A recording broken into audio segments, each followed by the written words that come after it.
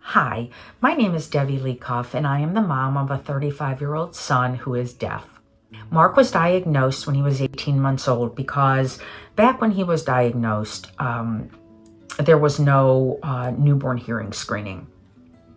So we did not receive that diagnosis till we, at 18 months old, decided something was not right.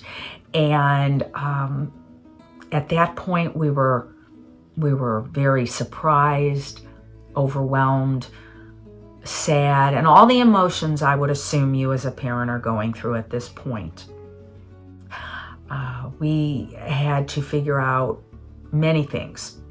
Number one, how were we going to communicate with Mark? How was he going to be educated? You know, there's no right answer to that. And you're going to get a lot of input about that from many different sources and many different people.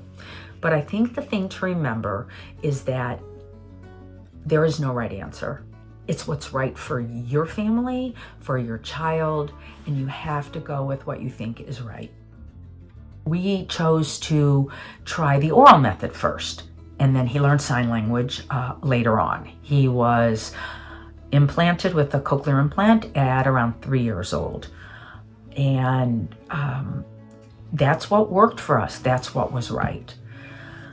Going back to that diagnosis, you know, I received a lot of information from friends, from family, all well-meaning, but it was overwhelming because it was information that really maybe wasn't pertinent to the situation or what made a lot of sense.